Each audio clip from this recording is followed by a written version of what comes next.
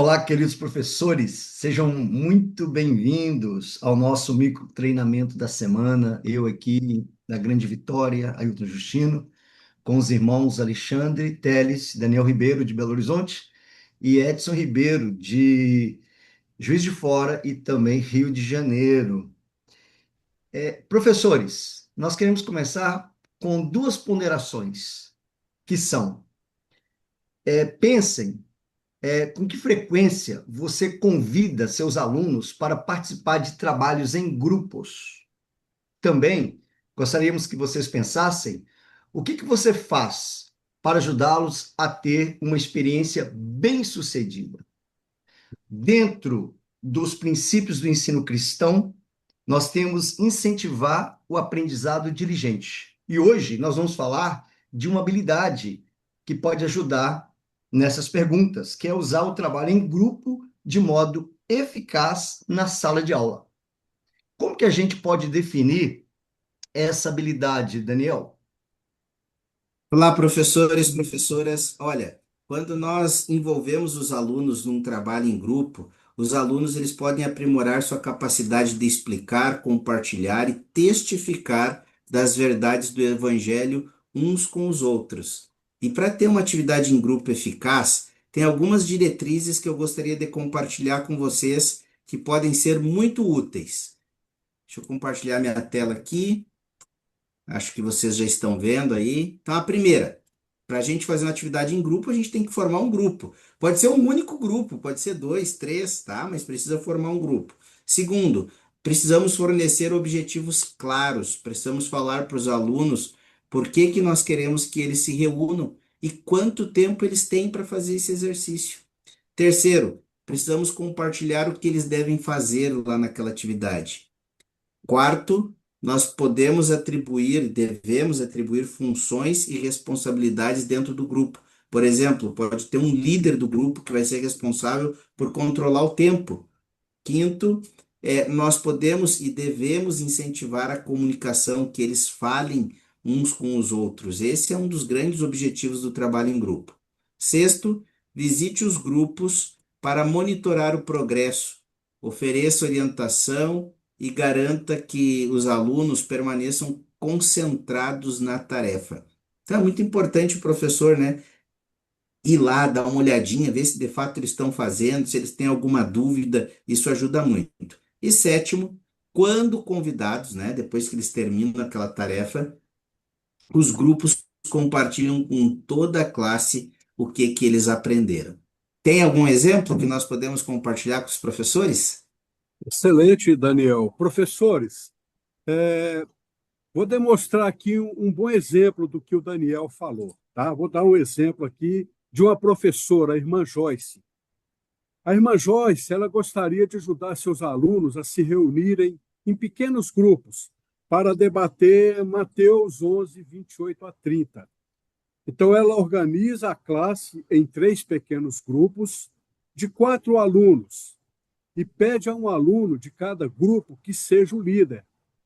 Ela dá a cada grupo um pedaço de papel com as instruções e diz que eles têm 6 minutos. A irmã Joyce, ela incentiva os alunos a compartilhar abertamente uns com os outros.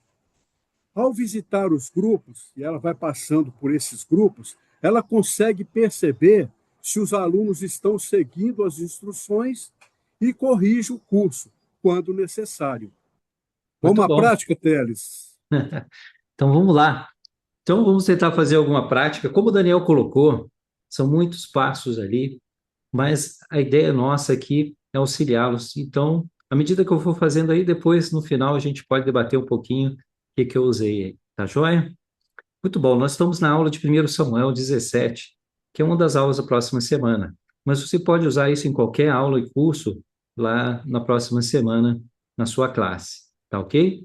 Então, eu iniciei a aula. No início da aula, eu fiz uma pergunta aqui para os meus alunos que estão aqui, os três, né? Quais são alguns desafios, grandes ou pequenos, que os jovens enfrentam hoje? Então, alistamos ali quais eram esses desafios. Agora chegamos nesse ponto aqui da aula, tá bom, gente? Então, é o seguinte: vamos fazer um trabalho em grupo. Então, pegando ali Primeiro Samuel, e o grupo é vocês três, né? Esse trabalho em grupo é vocês três, tá bom? Então vocês são o grupo. Nós vamos pegar ali Samuel 17, né? Primeiro Samuel 17, 31 a 37. Aí, como vocês estão vendo aí na tela, eu quero que vocês possam identificar por que Davi tinha tanta confiança em Deus. Então, trabalhem em grupo, leiam a Escritura, identifiquem. E eu queria que o Daniel pudesse ser o líder aí do grupo, tá bom? Pode ser, Daniel?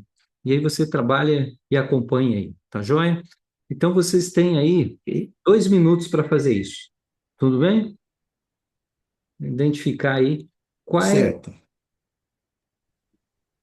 por que Davi, né, tinha tanta confiança no Senhor. Vocês compreenderam? Tá tudo certo? Sim. Ok. Então, passou o tempo aí, o que vocês puderam identificar? Olha, eu gostei muito do versículo 37, onde fala que a confiança de Davi. Bom, outro ponto que eu queria que vocês fizessem aí, e debatam em grupo, o que Davi havia aprendido sobre o Senhor que lhe deu confiança para ir lutar contra Golias. O que vocês acham? Calma aí, você discutiu com o seu grupo aí? Sim, sim, e o Justino compartilhou algo muito interessante, por isso que ele vai falar para nós aqui. Ah, então vai lá, Justino. Gostamos bem do versículo 37, que já foi citado, também o 36, onde mostra que Davi. Joia. Então, muito bom, muito obrigado. É isso aí. Estão trabalhando muito bem aí juntos. Obrigado por compartilhar aí seus sentimentos. Agora, só para finalizar, lembram daqueles desafios que nós alistamos, que os jovens enfrentam? Eu queria que vocês escolhessem um desafio e aí, em grupo, identificar 2 ou 3 maneiras, pegando o exemplo aí de Davi,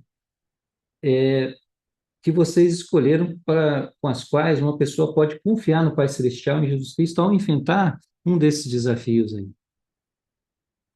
Então, pensem nos desafios que vocês listaram, que vocês passam, que os jovens passam, escolhe um e pense 3 maneiras, 2 ou 3 maneiras para vencer esse desafio com a ajuda do Pai Celestial, confiando no Pai Celestial em Jesus Cristo.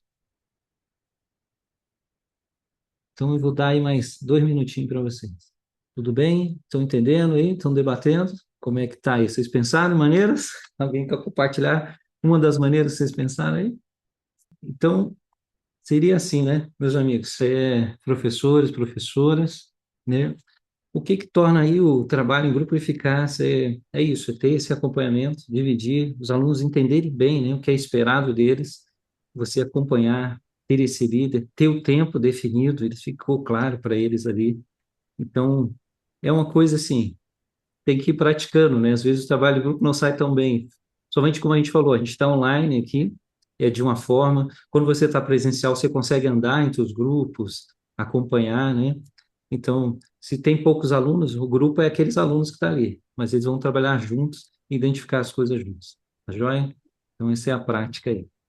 Muito obrigado a todos vocês pela definição, pelo exemplo e a prática. Professores, vendo tudo isso, por favor, nós queremos aqui deixar o convite.